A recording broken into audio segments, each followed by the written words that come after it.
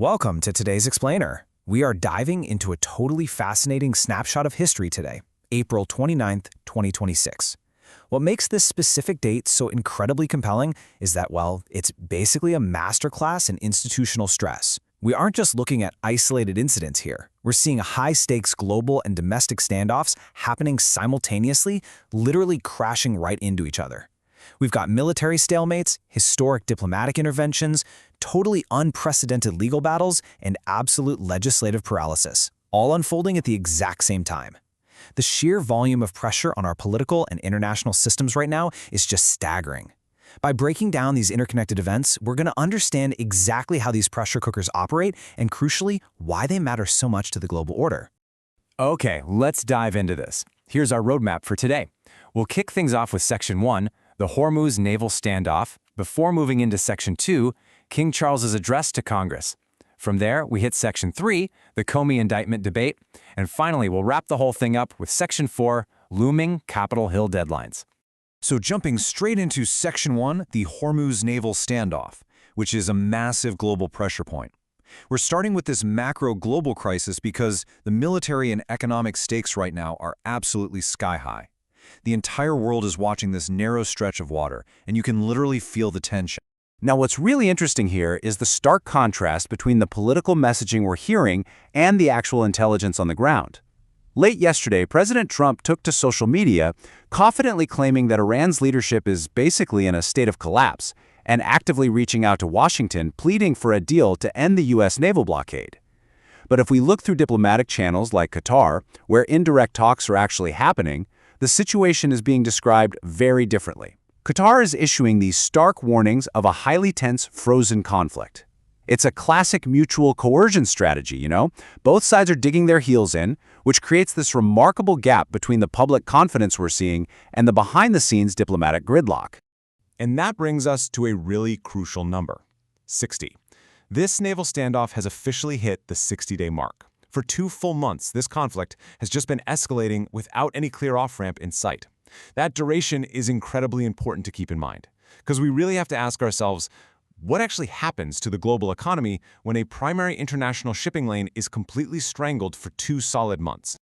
Well, let's break down the specific dynamics driving this 60-day stalemate. The U.S. is continuing to enforce a strict naval blockade of the Strait of Hormuz.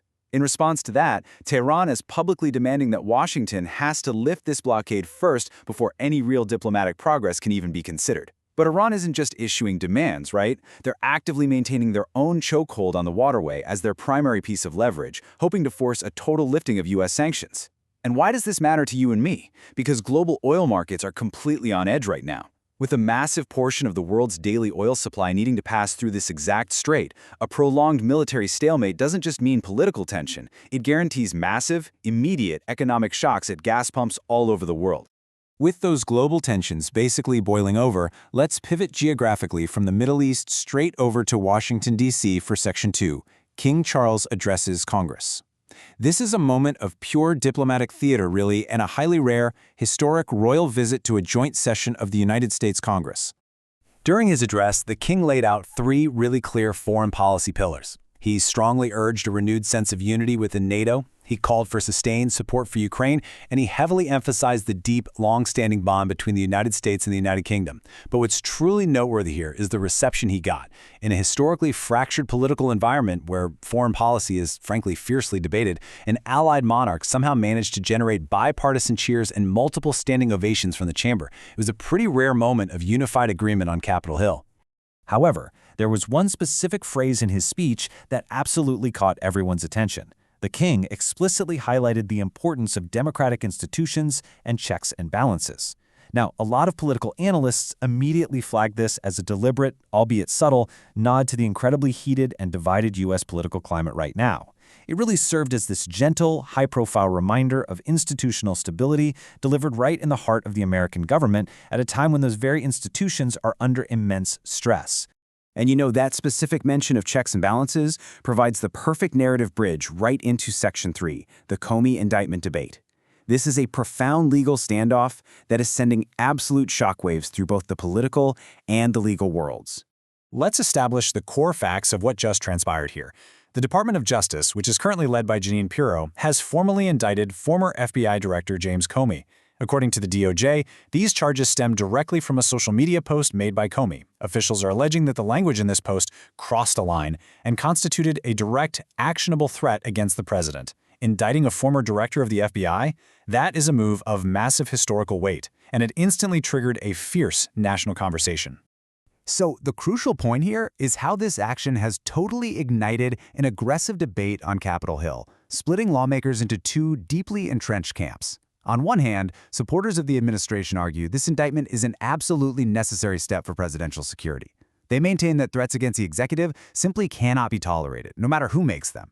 Conversely, critics are vehemently arguing that this is an unprecedented weaponization of the legal system, designed specifically to target a vocal political dissenter and test the absolute limits of protected political speech.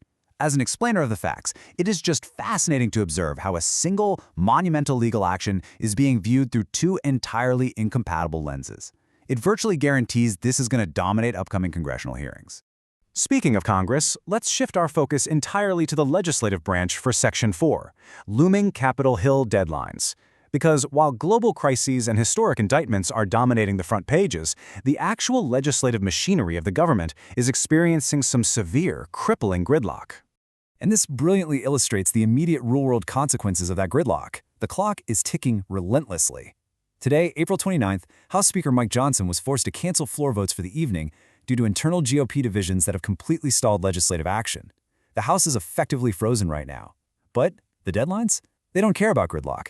Tomorrow, April 30, funding for the Department of Homeland Security officially runs out. That means unfunded employees and a massive strain on our domestic security apparatus. And waiting right behind that is the highly controversial pending reauthorization of FISA. The pressure on lawmakers to find a last-minute resolution is just immense, and the margin for error is essentially zero. Which brings us to the ultimate question we're left pondering today. How will these overlapping global and domestic standoffs actually resolve in the coming days? Think about it. We have a 60-day naval blockade strangling the Middle East, a debate over the very nature of checks and balances sparked by a royal visit, a former FBI director indicted in a fiercely contested legal maneuver, and a paralyzed Congress just watching the clock run out on vital domestic security funding. The sheer volume of pressure on the system right now is truly extraordinary. As these deadlines expire and the legal battles wage on, the question isn't just how these standoffs will resolve, but whether the institutions themselves can withstand the weight. Thank you so much for joining me for today's Explainer, and definitely keep a close eye on the headlines this week.